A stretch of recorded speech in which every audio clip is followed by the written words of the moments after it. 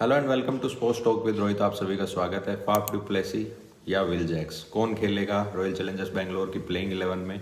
IPL 2024 शुरू होने में तो समय है 2 महीने का, लेकिन उससे पहले ये न्यूज़ जो है वो गरमाई है क्योंकि Faf du Plessis after tennis elbow injury उतना अच्छा परफॉर्मेंस नहीं दे पा रहे हैं। SC20 की अगर मैं बात करूं, उनके स्टैट्स की बात करूं, 5 मैचों में फाफ डू प्लेसी ने महज 49 रन स्कोर किए हैं एट एन एवरेज ऑफ 9.80। आपकी स्क्रीन पे जो आपको स्टैट्स दिख रहे हैं वो महज 77 का जो है वो उनका स्ट्राइक रेट है। अगर मैं बात करूं, उन्होंने एक भी छक्का नहीं लगाया है और सिर्फ 6 चौके लगाए। वहीं दूसरी तरफ विल जैक्स जो फायर पावर कहलाए जाते हैं, एक शतक भी लगा चुके हैं, विक्टोरिया कैपिटल से खेलते हैं। उनके स्टैट्स देखने लायक है। 5 मैचों में 177 रन, 184 का स्ट्राइक रेट और 16 चौके 13 छक्के उन्होंने अब तक लगाए हैं। एक इनिंग की अगर मैं बात करूं, उनकी डरबन सुपर जायंट्स के खिलाफ जब उन्होंने खेली थी तो उसमें 9 छक्के और 8 चौके के साथ 40 गेंदों में उन्होंने अपना शतक पूरा किया था।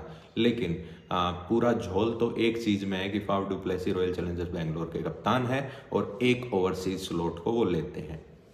अब अगर मैं प्रैक्टिकली बात करूं कि इन दोनों में से कौन खेलेगा और कौन खेलना चाहिए कौन, ये तो आप लोग डिसाइड करो कमेंट सेक्शन में और टीम मैनेजमेंट डिसाइड करेगी प्लेइंग 11 सीट में। लेकिन मैं आपको अगर प्रैक्टिकली बताऊं तो Faf du Plessis no doubt he is recovering and he is recovering really well from tennis elbow surgery that he had at Dubai.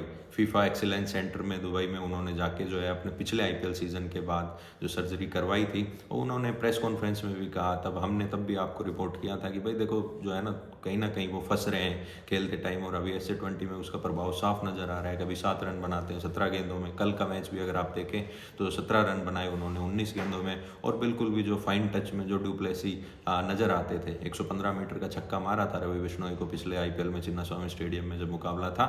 लेकिन अभी तो स्पिनर्स को खेलने में काफ़ी जो है उन्हें दिक्कत हो रही है, और जहाँ भी जिस भी शॉट में जो है वो एल्बो का इस्तेमाल हो रहा है, टेनिस एल्बो ने तो बड़े बड़े खिलाड़ी, चाहे वो सचिन तेंदुलकर हो चाहे केन विलियमसन हो, उनके 2-2 3-3 साल खराब कर दिए। और फाफ डू प्लेसी तो मैच 6 महीने पहले ही जो है अपना टेनिस एल्बो सर्जरी करवा के और लौटे हैं। अब देखना होगा कि क्या विल जैक्स की जगह बनती है। तो सबसे पहले तो आपको ये देखना होगा कि प्लेइंग 11 में कौन वो 4 ओवरसीज प्लेयर खेलेंगे। तो Faf du Plessis as a captain खेलेंगे नो डाउट। ग्लेन मैक्सवेल खेलेंगे। कई सवाल या निशान है कि ग्लेन मैक्सवेल जो है वो हॉस्पिटलाइज्ड हैं और क्रिकेट ऑस्ट्रेलिया उनको बैन कर देगी, एनओसी नहीं देगी। तो उस पर भी क्लैरिफिकेशन मैं देना चाहूँगा कि भले ही जो है वो पार्टी के दौरान ग्लेन मैक्सवेल पास आउट हो गए थे आफ्टर हैविंग सम हैवी बूज, मतलब थोड़ी ज़्यादा ही उन्होंने इंजॉय कर लिया था, ये क्रिकेट 7 ऑस्ट्रेलिया ने खबर दी। उसके बाद क्रिकेट ऑस्ट्रेलिया ने जो है उनसे काफ़ी पूछताछ की, और उसके बाद मुझे लग रहा है कहीं ना कहीं जो है उनको हरी झंडी मिल जाएगी और आईपीएल के लिए भी उनको एनओसी मिल जाएगी। उसके बाद Cameron green chronic kidney disease से जो है वो सफ़र कर रहे थे। लेकिन अगर मैं आपको बताऊं तो अभी जो वेस्ट इंडीज़ के खिलाफ मुकाबला है उसमें कैमरन ग्रीन कोविड पॉजिटिव है, लेकिन उसके बावजूद भी कैमरन ग्रीन प्लेइंग 11 का हिस्सा है। तो ये एक बड़ी डेवलपमेंट है, और कैमरन ग्रीन कहीं नहीं जा रहे। 100% 17.5 करोड़ में जो है ट्रेड हुए हैं, तो कैम ग्रीन भी आपको रॉयल चैलेंजर्स बेंगलोर में बतौर तीसरे ओवरसीज प्लेयर की तरह नजर आएंगे। अब विल जैक्स एक बैट्समैन है, ओवरसीज है, तो विल जैक्स की जगह मुझे बनती नहीं लग रही। अगर आप फर्स्ट प्लेइंग 11 पहले मैच की बात करो, कयास तो ये लगाए जा रहे हैं कि चेन्नई सुपर किंग्स बनाम रॉयल चैलेंजर्स बेंगलोर पहला मुकाबला होगा 23 तारीख को, 23 मार्च को। लेकिन अभी बाईगॉन्स भी द बाईगॉन्स। अगर मैं बात करूं तो चौथा प्लेयर जो होगा, चौथा overseas player royal Challengers Bangalore में, तो वो कोई गेंदबाज ही रहेगा। आपने 11 करोड़ अलजारी जोसेफ पे लगाए हैं, आपने 2 करोड़ में लोकी फर्गसन खरीदा है, आपने रीस टोपली को रिटेन किया है। तो मेरी अगर पर्सनल ओपिनियन रहेगी तो रीस टोपली आपका फर्स्ट चॉइस बॉलर रहेंगे, ओवरसीज बॉलर। वहीं उनका साथ देंगे यश दयाल, उनका साथ देंगे मोहम्मद सिराज।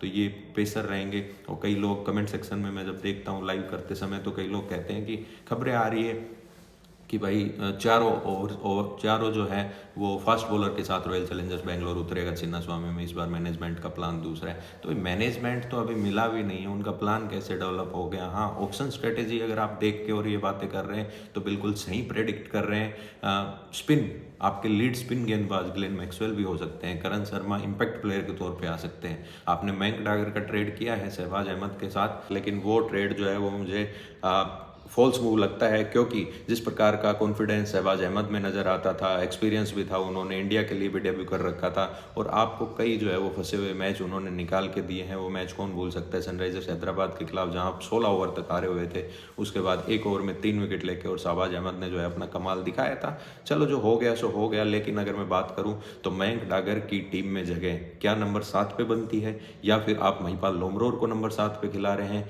या फिर आप मनोज भांडगे को सोच रहे हैं। Local boy Manoj Bhandage from Karnataka is also hitting nicely in Maharaja Trophy. अगर उनका भी स्टैट देखूं तो मैं 200 प्लस की स्ट्राइक रेट रखते हैं और अच्छी जो है वो मीडियम पेस ऑप्शन है। तो आप अगर ऑल आउट जाना चाहते हैं मीडियम पेस की तरफ, आप स्पिन को जो है बाइकआउट करना चाहते हैं चिन्ना स्वामी पे, क्योंकि अभी भी चिन्ना स्वामी में इंडिया अफगानिस्तान का मैच हुआ था, back to back 2 super over, आप 200 के बाद भी सेफ नहीं हो, और वो तो Indian bowling lineup versus Afghanistan था। आईपीएल में तो आपको पता है हर मैच में आपको 250 लगाने पड़ेंगे। खैर कई लोग ये भी कहते हैं कि भाई आरसीबी की जो गेंदबाजी है वो थोड़ी ढीली है, थोड़ी कमज़ोर है, लेकिन वो सिर्फ इसलिए कहते हैं क्योंकि मैचेस कम खेल रखे हैं आपने। अगर यश दयाल को आप देखो, 5 छक्के रिंकू ने लगाए यश दयाल को, लेकिन यश दयाल का ओवरऑल अगर आप देखो तो उनकी इकोनॉमी अच्छी है, उनकी बॉल रिलीज पॉइंट अच्छा है, उनकी स्विंग अच्छी है, और स्टार्टिंग ओवर्स में तो उम्मीद यही करता हूँ कि स्टार्टिंग के जो है वो 10 ओवर में यश दयाल के 4 over royal Challengers Bangalore team management ये करवा ले। अब सबसे बड़ा सवाल ये आता है कि क्या विराट कोहली रहेंगे कप्तान? तो जी बिल्कुल नहीं, विराट कोहली जो है वो 2024 में तो बिल्कुल कप्तान नहीं रहेंगे। हाँ, हालांकि फाफ डू प्लेसी अगर इंजर्ड होते हैं या उनको रिकवरी में टाइम लगता है तो उस समय निसंदेह विराट कोहली जो है अपनी टीम रॉयल चैलेंजर्स बेंगलोर की कमान संभाल सकते हैं। लेकिन अगर आप दूसरी ओर देखो कि इनके पास कोई कैप्टनसी ऑप्शन नहीं है, 2025 में मेगा ऑप्शन होना है, तो उस समय पे ये विराट कोहली को दोबारा, अगर इनको कोई कैप्टन नहीं मिला तो विराट कोहली के अराउंड ये दोबारा टीम बनाने की कोशिश करेंगे। रजत पाटीदार फिट है, रजत पाटीदार ऑल सेट है। पिछले सीजन में रजत पाटीदार की कमी खलने नहीं दी आपके ओपनर्स ने, क्योंकि record opening runs by any opener in IPL history Virat Kohli और फाफ डू प्लेसी ने बनाए थे। और आज हम बात कर रहे हैं उसी फाफ डू प्लेसी पे कि इनको ड्रॉप कर दो, क्योंकि विल जैक्स बड़ा ज़बरदस्त खेल रहे हैं। तो मैं हमेशा इस बात के जो है वो हमेशा अगेंस्ट में रहता था कि किसी ओवरसीज प्लेयर को आप कैप्टन बना दो। वो तो फाफ डू प्लेसी अपनी टीम है, कैप्टन बन गए, उनको ड्यू रिस्पेक्ट मिलती है हमेशा। लेकिन आप किसी ओवरसीज को अगर कैप्टन बनाते हैं तो आप एक जगह एक स्लॉट जो है आप वो फंसते हैं और आप अपनी टीम बनाने में क्रैम्प्ट हो जाते हैं। तो मुझे बिल्कुल भी चांस नहीं लग रहे शुरुआत के जो है वो 7-8 मैचेस में कि फाफ डू प्लेसी कहीं जा रहे हैं। एक पॉसिबिलिटी है कि आफ्टर 7-8 मैचेस और आप जो है वो 3-4 विन के साथ प्लेऑफ की तरफ देख रहे हैं, फिर आपको लग रहा है कि फाफ परफॉर्म नहीं कर रहे, तो फाफ खुद अपने आप को जो है वो बाहर बिठा के और विराट कोहली कप्तानी करते नजर आएंगे और विल जैक्स के साथ ओपनिंग करेंगे। Will Jacks no doubt he is brilliant, इसीलिए आरसीबी ने लिया है। और आरसीबी में जितने भी बैट्समैन आते हैं सभी विस्फोटक तो होते ही हैं, उसके साथ साथ विल जैक्स में कुछ एक्स्ट्रा एबिलिटीज़ भी हैं, गेंदबाजी भी कर लेते हैं, अच्छी लेग स्पिन करते हैं। और एक इनिंग में तो जब प्रिटोरिया कैपिटल्स का मुकाबला था SA20 में जोबर्ग सुपर किंग्स के साथ, तो उसमें तो विल जैक्स ने ही आउट किया फाफ डू प्लेसी को। तो क्या Will Jacks royal Challengers Bangalore में भी फाफ डू प्लेसी को आउट करेंगे? आप लोग कमेंट सेक्शन में कमेंट करके ज़रूर बताएं, और उसके साथ साथ do like share and subscribe करने के बाद बेल आइकन जरूर दबाएं। Thank you for listening, stay tuned, stay updated with sports talk with Rohit.